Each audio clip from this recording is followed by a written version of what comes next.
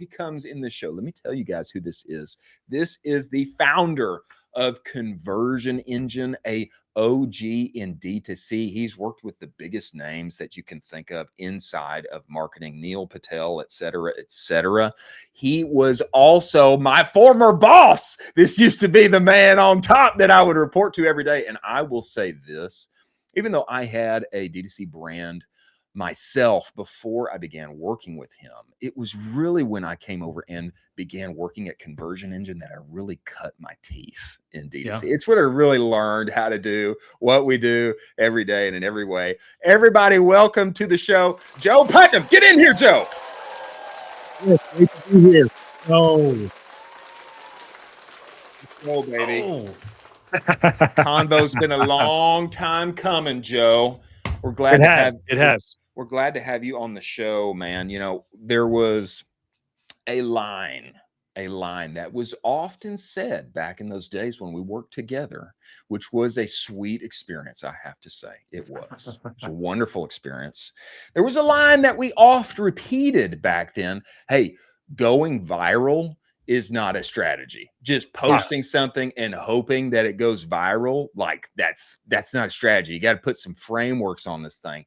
But now I would say a few years later, there are at least a few inside of our space that have learned how to consistently, at least frequently, go viral with the organic content or with the ad content that they produce. And I think that you have a great playbook for us on how one should do this if one does want their ad, their organic strategy, et cetera, to go viral and generate more views than we would normally simply pay for to Mr. Zuck.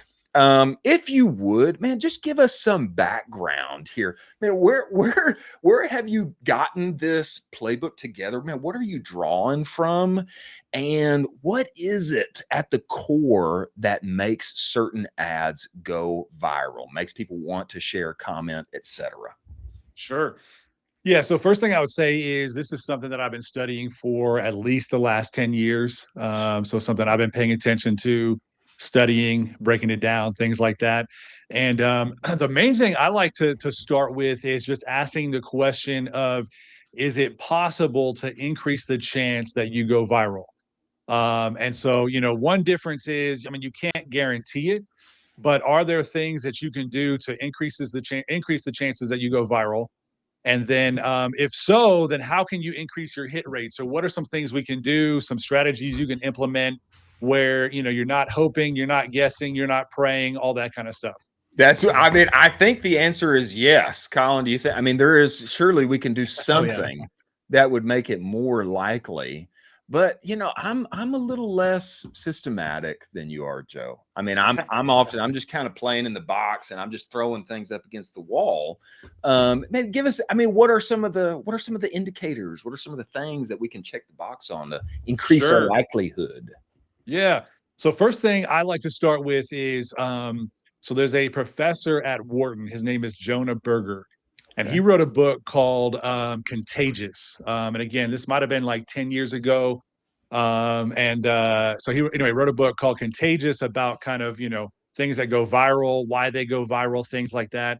And he has a concept in there that I think is extremely helpful as a starting point, which is he says the reason content goes viral is because you're giving people social currency.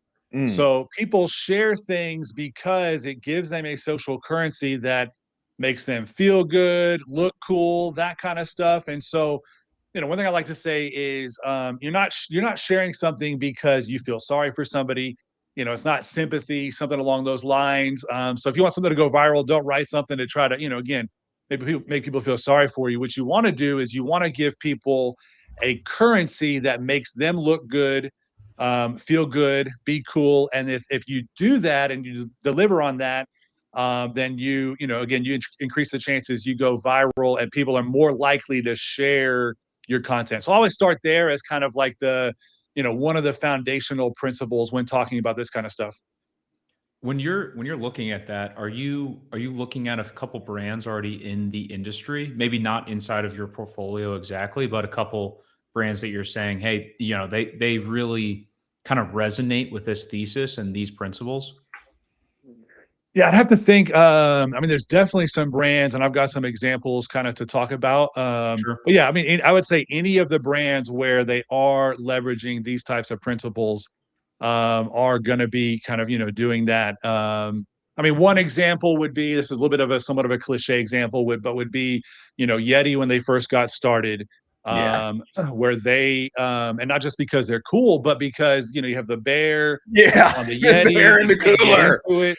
And so there's other specific things to kind of talk about. And there's another author I like to talk about related to that. But that would be an example where you gave people currency. So I watched that video on Instagram, and now for me to share that video with Chris, makes me look cool. Hey, I found this video, and it's unique and it's cool and stuff like that. And so that would be an example of just one quick example of where it could be used.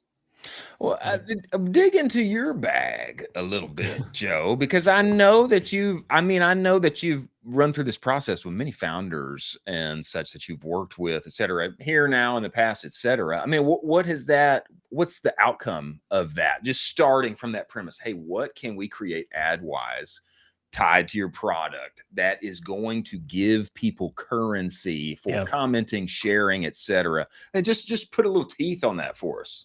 Sure. Yeah. So first thing I would say is so we've used it for brands where there's one brand we were able to grow them from 6 to 8 figures in 12 months. And That's one of the nice. main things, which is so Jesus. it's a solid case study, decent results. And one of the things that helped with that process was basically leveraging these kind of principles. And so how do we leverage these kind of buzz marketing principles, these viral principles?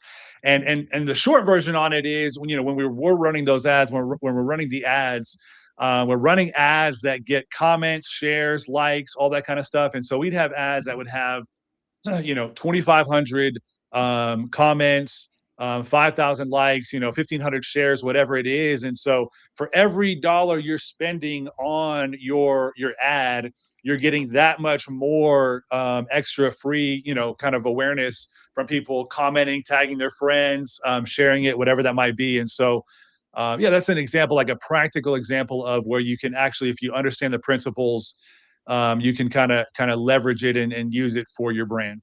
Well, was it humor though? I mean, what was the trick? Like what was the shtick that made Sure. people comment, share? It's in addition to buy. I mean, we all want like, hey, get the code, like buy the thing. But I mean, Right. to get increased eyeballs for free, there's got to be something that motivates that. Yes, I've got social currency because I am sharing this. I mean, what was it in that example?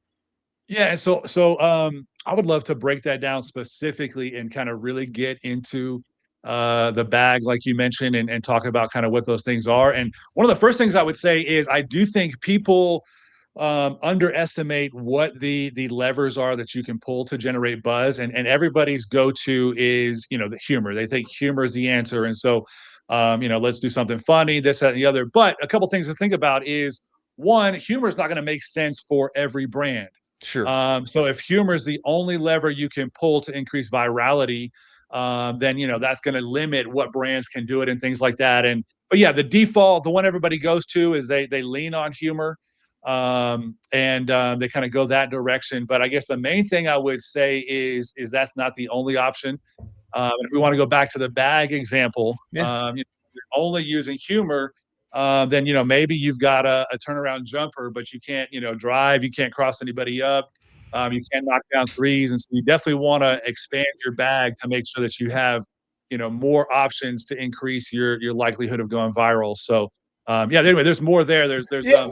Well, tell us yeah, what's the other tools in the tool set there beyond humor?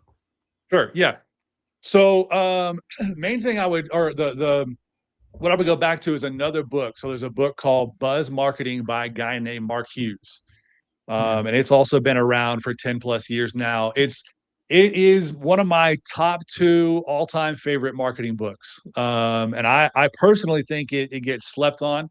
And it's a book that anyway, a lot of people don't read. It doesn't get talked about as much, but short version on it is. You gave me a copy and I never read it. I'm sorry. I confess.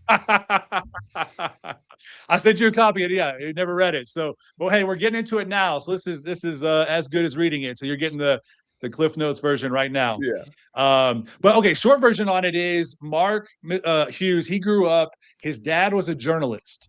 So he grew up around kind of PR, storytelling, things like that. And he paid attention to, hey, what is it about certain stories that get picked up? And so, when we're talking about going viral, it's even things that relate to, kind of PR, getting news coverage and things like that. You're not just limited to, hey, someone saw your video on Instagram and they shared it there. So, these principles apply kind of across the board. But so he studied that, paid attention to that, and realized, hey, there's certain stories that are more likely to, once one news outlet covers it, every other news outlet is going to cover it. And so what was it about that? Or what were the kind of the principles that kind of go across there that are consistent and that you can kind of learn from it? So he studied that, broke it down, and then started applying it to marketing. And so then he created what he calls 6 buttons of buzz. Right. And so that's what he kind of categorized it at and broke it down as. So the 6 buttons he came up with, and these are, like I said, the levers you can pull, the things you can pay attention to increase your chances of creating content that go viral. So the first one is taboo. So not just, okay, funny, everybody thinks funny is, the only thing you can do, but taboo means, there's kind of, there's innuendos, there's crude humor, there's controversial opinions. One of the things he talks about is something called, potty humor. So an example of that would be, Poopery, and some of those brands that kind of took off and their videos went viral. Yeah. So those would be examples. So anyway, taboo is one of them. Or another one you can think about would be a comedian, where a comedian, maybe they have kind of a controversial bit, and that goes viral because, kind of crosses that line. It's taboo, all that kind of stuff. I think another example here recently is what David tried to do with sending the massagers for their new bars. We'll just leave it at massagers, but sending their massagers inside of their new packaging that is directed for their new bars to appeal to, female customers. But yes, taboo, I think is, I mean, it's established, very established, good way to get eyeballs that way. It's established. Yeah. And then that's not going to work for every brand, but if you want to get people talking, cross the line a little bit and do something that gets people talking. And, that's one of the things that people kind of, you're like, hey, did you hear what David did? Kind of gives you a reason to talk and makes you interesting, that sort of thing. So that's the first taboo. One. We got taboo. Second one is unusual. Okay. So things that are unusual. So something strange, something unexpected. So we're thinking about surprise here. I've got a couple examples. I mean, just kind of a little bit of a silly one would be like, let's say you have a restaurant that serves food in pitch darkness, like no lights or something. That would be unusual. or they throw the rolls. They throw the dinner rolls across. Actually, it's a good restaurant. one. Yeah. I should have thought of that one as an example. So I've been there in Florida. There's that restaurant, Lambert's, home of the throwed rolls. So it's unusual. And I've talked about it multiple times. Like, hey man, have you been to that restaurant where they throw the rolls and they'll throw them across the restaurant? And so that's a perfect example. Another one I saw recently, there was a new bank that started, I think it was in Missoula, Montana or something like that.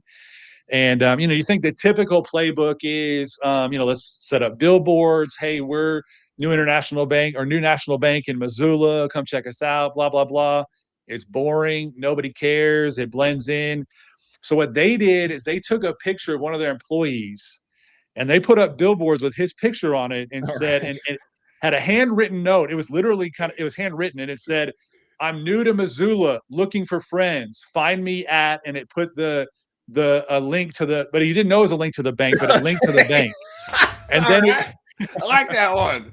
Yeah. So then it was a campaign where you're like, what's going on? Like, who's this guy paying for billboards? But then you go and you realize it's a bank introducing one of their employees, and they just want to introduce themselves as a new friend in town. We're looking to meet new people. So if you had to guess if that got more coverage than a typical billboard campaign, what would you think? Of course. For sure. Yeah. That has to. It's like, who's this guy? Why is his face on here? Yeah. And why does he need friends? So, I want to be friends with him. Right. Exactly. You want to be friends with him. Yeah. But then, you're with your friends and you're like, hey, bro, did you see that billboard? So it's like, not only do people see it, not only do they engage with it, but you get that free amplification of, you've kind of got to talk about it. So now the whole town's talking about it. So then that's where kind of the free, again, amplification of your budget comes in, when you're willing to do something creative, things like that. So we got that's unusual. Taboo, unusual. What's 3 and 4?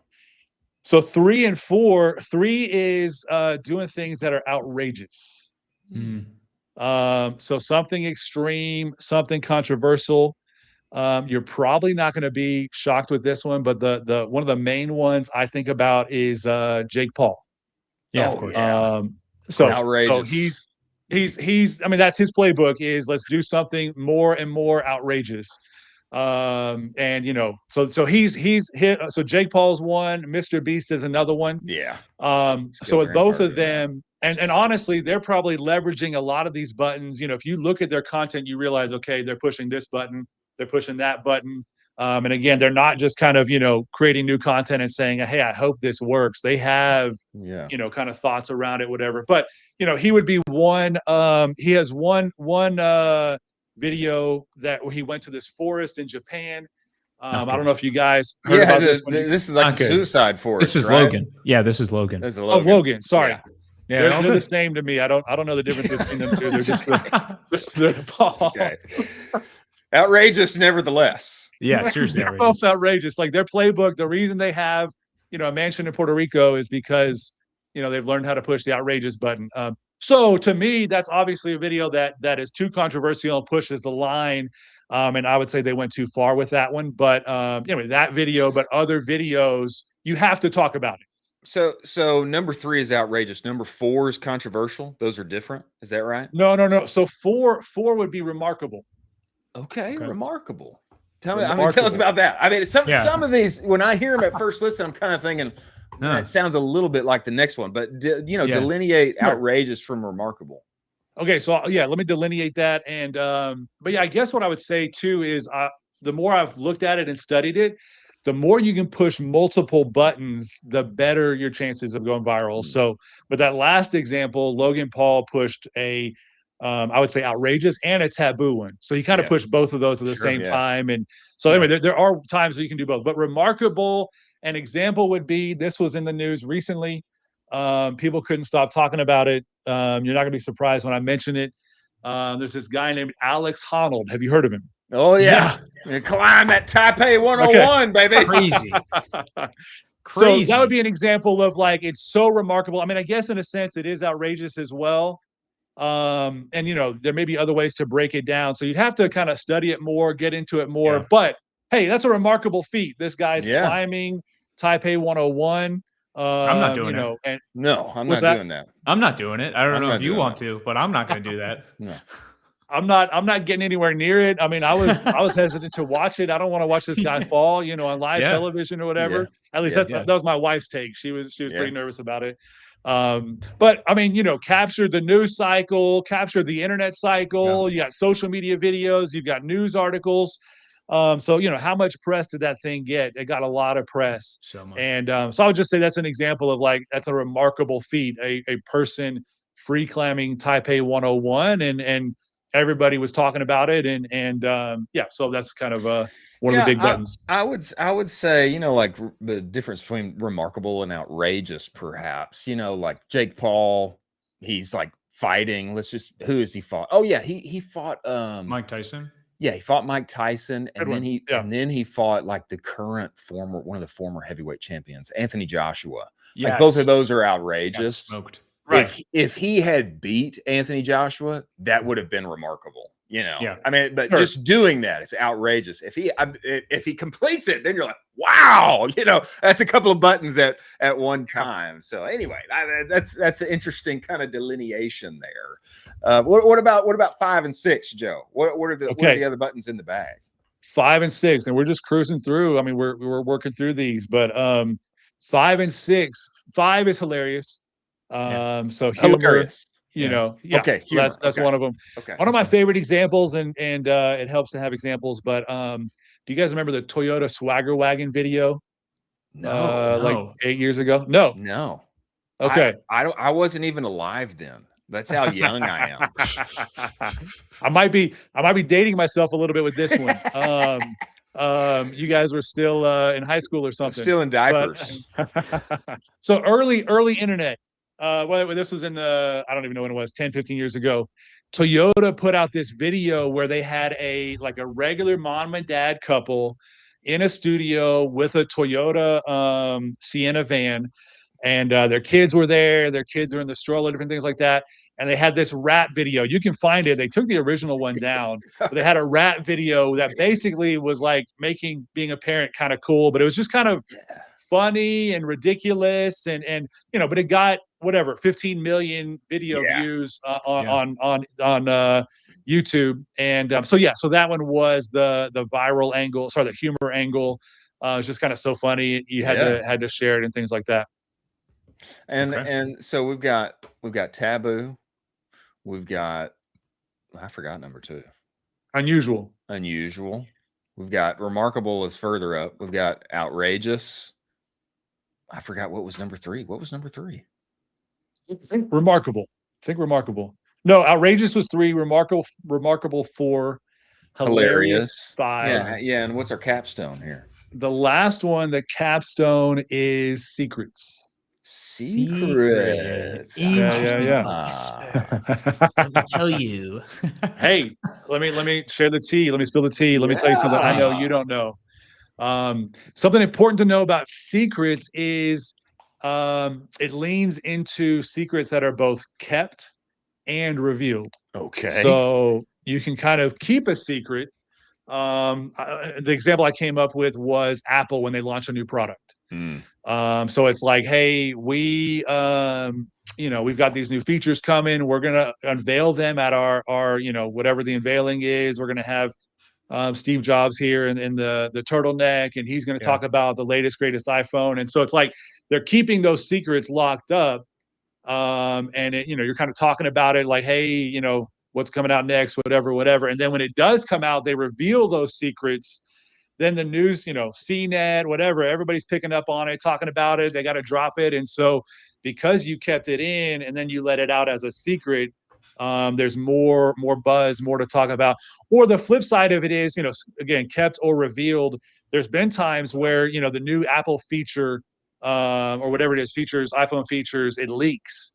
And then everybody has to talk about that because it's like, hey, I just found out what the new feature is. I'm cool. I'm going to talk about it. And so then that creates a buzz cycle as well. So, you can keep secrets or you can reveal secrets. Both of those can get people talking. Nice. I think the only thing that we missed out on here, Joe, that Colin, maybe we'll have to bring Joe back for us. Absolutely. We didn't get too many deets on the exact person he was talking about going from 6 to 8 figures in 12 months. I think we need a little more deets on that next time and pushing all these buttons and see how that plays out on the internet. Joe, man, we appreciate you making the time and joining us. Man, tell people where they can find you, where they can work with you, and where they can get these kind of viral social credit sharing ads should they want to. Where can they find you and work with you?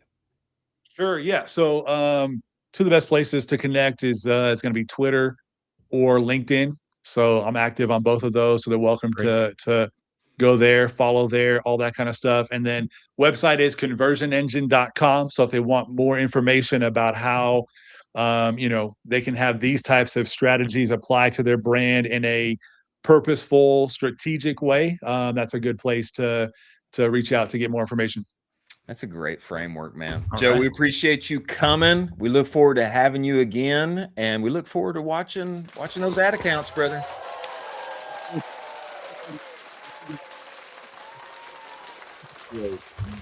That's great.